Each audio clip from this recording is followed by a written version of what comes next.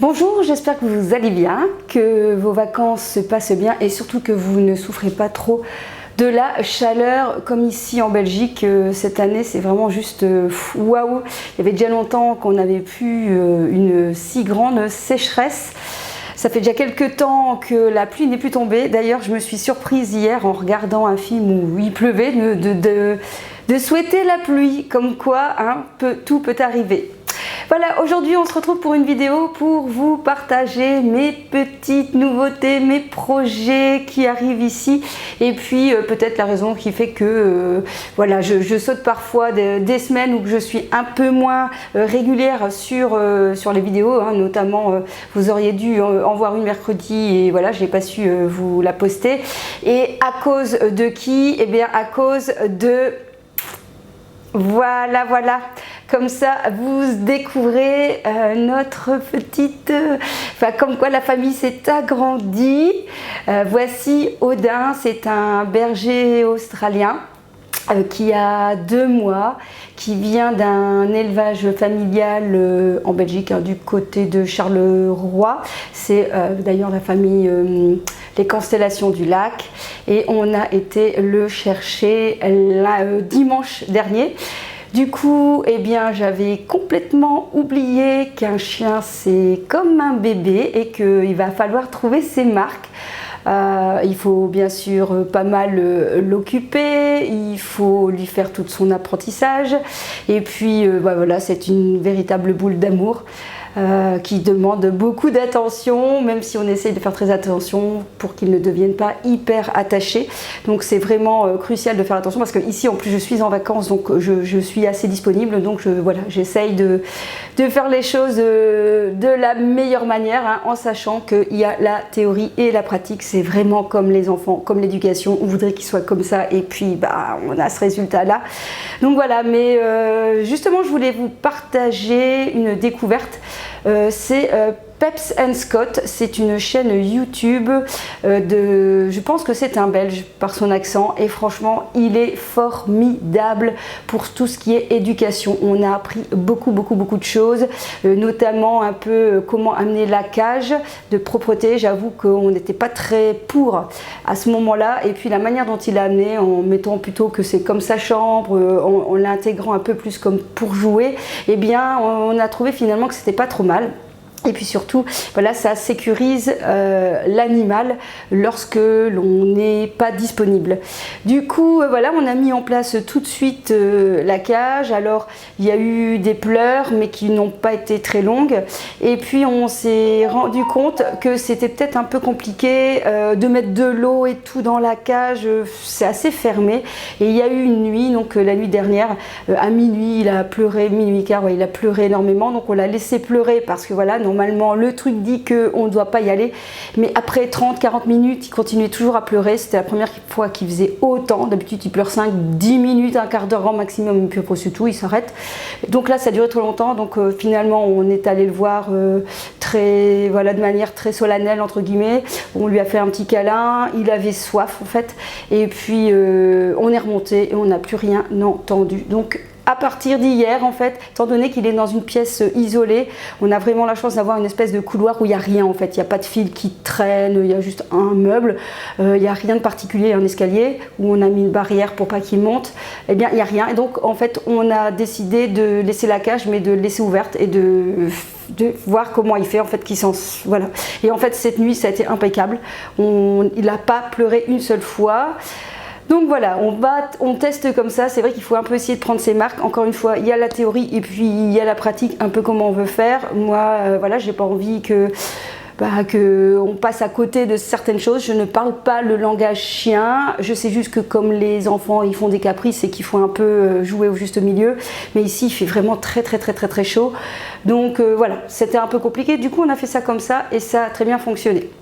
Pour ma part, je me lève la nuit, parce que à 2 mois, normalement, ils ont 2 heures ils savent se retenir 2 heures, 3 mois, 3 heures, 4 mois, 4 heures, etc. Et voilà, pour l'instant, il ne sait pas trop se retenir. Moi, j'ai pas spécialement envie de la théorie.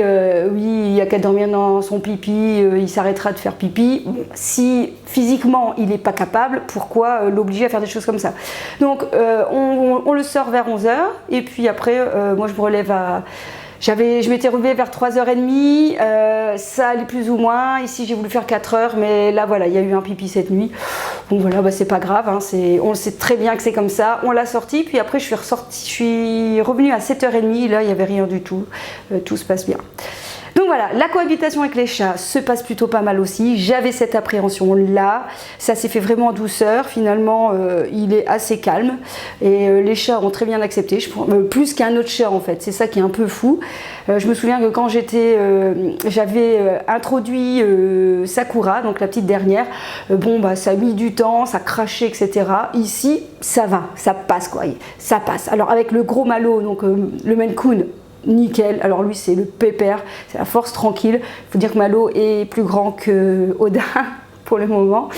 Donc voilà, après la petite vieille, bon là faut pas trop la enquiquiner parce que là elle a un peu craché, mais ça va, elle passe devant. C'est par contre la petite dernière qui fait un petit peu son adolescente, on va dire ça comme ça, et qui n'a pas trop envie qu'on l'approche, mais ça va en fait, il ne court pas trop après. Je pense que allez, on a passé le cap, c'est vraiment nécessaire. Ensuite, eh bien, au niveau de ces apprentissages, ici, je m'amuse à utiliser un clicker. Donc, c'est un petit clic comme ça, un peu, c'est, comment on pourrait dire ça? C'est pour faire comprendre qu'à un clic, il a une récompense. Et derrière le clic, on peut mettre beaucoup de choses. Donc, ici, j'essaie de lui apprendre le assis. Pour moi, ça, c'est un truc super important. Le assis, on veut lui apprendre des choses de base, hein, le vient, le assis, pour le coucher, pourquoi pas, mais ça... Je trouve que voilà, le assis, le vient, le fait de rester aussi sur place, voilà, le lâcher parce que bon, voilà, il aime bien jouer, mais il prend aussi parfois des choses qu'il ne doit pas prendre, hein, notamment il s'est pris d'amour pour les cailloux, donc voilà, il prend un caillou, il s'amuse avec, mais bon, s'il l'avale, ça va être autre chose. Donc c'est vraiment pas vraiment de repos, on va être honnête, parce qu'il faut toujours l'avoir à l'œil, il faut se lever, il faut s'amuser avec. Mais c'est aussi rien à voir avec un chat. Le chien, c'est juste voilà, incroyable, c'est notre bébé. Donc voilà, c'est ça qui me prend beaucoup de temps ces derniers temps. Et c'est pour cette raison que vous n'avez pas eu beaucoup de vidéos ces derniers temps. Le deuxième sujet, c'est que pendant les vacances de Corse, j'ai eu envie en fait de mettre en place un outil, une espèce d'agenda avec des conseils, livres, je ne sais pas trop comment on pourrait l'appeler, pour devenir une meilleure version de soi-même. En fait, c'est vraiment un peu cette philosophie que j'ai moi en tête, c'est que je pars pas de rien, j'ai des bases, mais j'ai envie de m'améliorer sur des critères bien définis, notamment le bien-être, l'alimentation, l'organisation de la maison et le zéro déchet. Et ça fait 2 ans en fait que je mets en place des petites choses en fait, des petites choses, c'est des petites choses. Et il y a des choses qui me font pas écho, et puis il y a des choses qui arrivent au bon moment, et puis une autre entraîne une autre. Et en fait, je me rends compte que je deviens une meilleure version de moi-même avec tout ça. Ça m'apporte en fait beaucoup de satisfaction. Encore une fois, c'est pas parce qu'il y a 2 personnes qui vont faire attention à ne pas jeter le plastique que ça va changer le monde. Mais je me dis, si 2 personnes, plus de personnes, plus de personnes, plus de personnes, pourquoi pas. Et puis surtout, c'est un rapport avec moi-même en fait sur ce que je veux être dans la vie ou sur Terre. Et puis je suis à la recherche énormément aussi d'économie, il ne faut pas se leurrer. Je crois que parfois, quand je vois sur les réseaux, voilà, on est toujours en train de partager encore nos vacances, nos achats et tout ça, mais derrière tout ça, je pense quand même qu'il y a quand même des restrictions qui se sont faites et qu'on ne parle pas. J'ai toujours eu la chance, hein, j'ai encore eu la chance de partir en vacances, mais franchement, je disais à mon compagnon, bon, on va peut-être pas partir aussi loin parce que moi, le faire 50 pleins d'essence comme on fait d'habituellement, bah, donc pas cette année, ok, on se fait 2 restos, mais ça sera pas 3 restaurants, ok, d'habitude on ramène voilà, plein de fromages, encore plus de saucissons et de tout ce qu'on a ramené. Bah, cette année on n'a pas ramené de fromage, juste ce qu'on avait consommé sur place. Donc je pense quand même que on n'en parle pas, mais quand même. Les verrous, on ferme un petit peu les verrous chacun à sa manière. Moi j'ai encore la chance comme je dis toujours, d'avoir un toit sur ma tête, de manger à ma faim, voilà, d'avoir quand même des loisirs, hein. Mais je me rends bien compte que quand même je ne peux pas déconner. Et donc je suis à la recherche de ces économies parce qu'il y a des choses où je me dis j'ai plus envie de payer. Enfin, je veux dire par exemple la lessive, moi je veux plus envie quoi. Voilà, j'ai plus envie de mettre, je sais combien, c'est 10 € une lessive si ça n'a pas changé, hein. Je crois que c'était 9,99 € il y a 2 ans. Moi je fais ma lessive moi-même, pas une question de zéro déchet. Oui, tant mieux pour le zéro déchet, mais moi c'est une question d'économie. Quand j'essaie de réinvestir des choses, ici je me suis amusée à faire un gommage corps avec mon marc de café. Oh, mais quel bonheur, c'est juste incroyable cette affaire. Je n'avais jamais testé, et tout ça pour essayer de réutiliser ce que j'ai et pour éviter de racheter. Je me suis mise beaucoup sur Vinted, hein, je vous l'ai dit. Voilà, donc ce sont des petites choses, et du coup j'ai eu envie de faire un outil, une espèce d'agenda avec un semainier, avec 7 conseils pour la semaine, pour avoir 365 conseils pour l'année, avec des pages de développement de pratique ou de théorie, par exemple, donc je sais pas moi, justement la lessive maison, pourquoi, quels sont les avantages, comment la réaliser. Je vous parle également justement de mode de cuisson, la vapeur, donc par exemple avec le vitaliseur ou tous les avantages.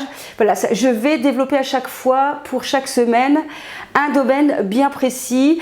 Par exemple, j'ai réalisé une liste de courses pour chaque mois avec les fruits et les légumes qu'on trouve pour chaque mois, parce que c'est important, en tout cas pour moi, de manger de saison et local. Alors forcément, local, là, ça ne sera pas trop possible avec cet outil de course de la semaine, puisque peut-être que chez vous il y aura des citrons, par exemple chez moi il n'y aura pas de citron, donc ce ne sera pas local, mais je fais en sorte par exemple de ne plus acheter dans des pays qui sont beaucoup trop loin de chez moi pour certaines choses. Pas les bananes, bien évidemment, désolée pour les bibis. Et donc cet outil sera mis en ligne vers la semaine du 22 août. Donc va se composer d'une couverture, d'un dessin que j'ai réalisé, d'un avant-propos avec toute un peu l'explication de la manière de l'utiliser. Vous aurez donc un semainier, donc vous aurez pour le premier mois avec donc 4 fiches outils qui donnent des explications supplémentaires.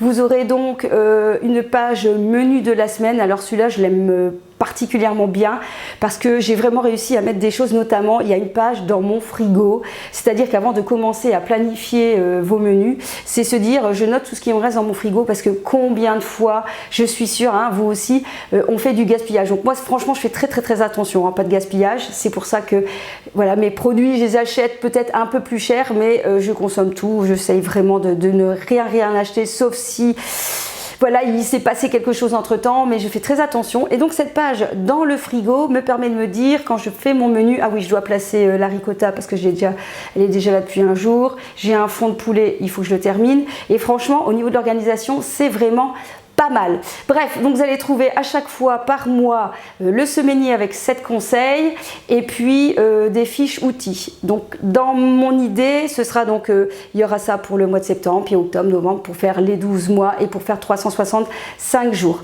J'ai créé un compte Instagram qui s'appelle 365 jours de changement, parce que c'était pas possible d'écrire 365 jours pour devenir une meilleure version de soi-même. Et donc je vais à chaque semaine ou plusieurs fois semaine, on verra mon temps, pour vraiment développer ce qui se cache derrière mes 7 conseils.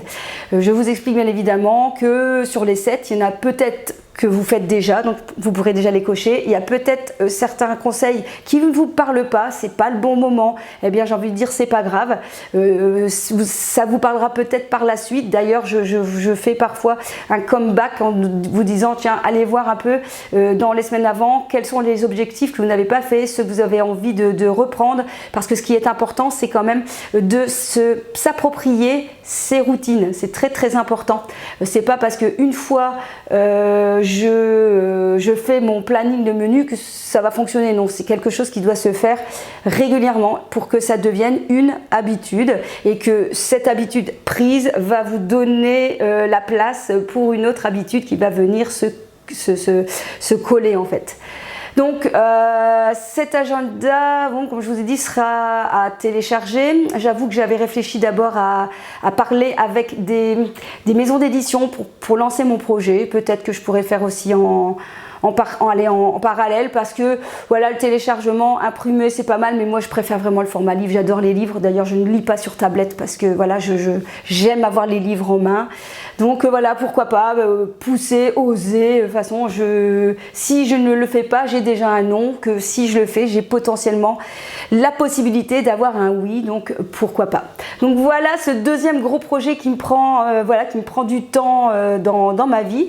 Et puis l'autre projet, ça va bientôt être la rentrée scolaire, donc voilà, c'est pareil, j'essaie d'organiser ma classe. J'ai déjà un petit peu tout changé, j'ai vraiment envie de mettre l'alimentation au cœur de mon année scolaire, donc j'ai déjà réfléchi à plusieurs idées. J'ai envie aussi de mettre les enfants plus à l'extérieur, de pouvoir faire des jeux aussi un peu à l'extérieur d'apprentissage, parce que je me rends compte que moi j'adore être dehors aussi, et je me dis que il y a peut-être moyen d'allier la nature ou l'extérieur avec les apprentissages. Voilà, un petit peu à la fois. Je ne vais pas tout mettre en même temps parce que c'est pas gérable, hein, il faut faire une chose à la fois. Mais ça aussi, c'est un de mes projets. Et enfin le dernier, c'est toujours avec le déménagement qui devrait se faire, en tout cas on devrait avoir les clés fin septembre ou en septembre, donc il y aura des travaux à faire. Et puis le déménagement, ça je ne sais pas encore, la maison n'est pas encore vendue, mais peut-être. Donc affaire à suivre. Donc voilà, il faut commencer à faire du tri, un petit peu les cartons. Donc comme vous pouvez voir, j'ai vraiment beaucoup de projets, mais tous ces projets alimentent vraiment ma vie, vraiment me donne envie de se lever le matin, parce que en fait voilà, c'est tout ça qui donne le peps, l'énergie pour se lever, avec bien évidemment des restrictions. On peut pas tout réussir en même temps, hein. Vous savez, on peut pas mettre la priorité sur tout, c'est pas possible. Par exemple, je parlais avec ma copine en ce moment. La priorité n'est pas vraiment au sport, même si j'ai envie de le placer, mais pour l'instant j'arrive pas à trouver le créneau, donc c'est pas grave. Je sais que je vais le mettre parce que j'en ai besoin. Le sport c'est important, comme manger, boire, respirer. Le sport c'est important pour la santé. Bon, j'essaye de faire des marches le plus possible. Je crois que d'ailleurs c'était une des raisons qu'on a pris Audin, hein. Enfin pas une des raisons, mais on aime bien marcher, et voilà, marcher avec un chien c'est encore autre chose. Donc voilà, la priorité, on ne peut pas mettre la priorité sur tout, on se fixe une priorité et voilà, on se met plein dedans. Voilà, j'espère que cette vidéo très blabla vous a fait passer un bon moment. Ça peut être ça aussi les vidéos. Et puis on se retrouve dans une prochaine vidéo. Le sujet, on verra. Passez un bon mois d'août encore et puis à très vite. Kiss. Ou je pourrais dire maintenant waf waf.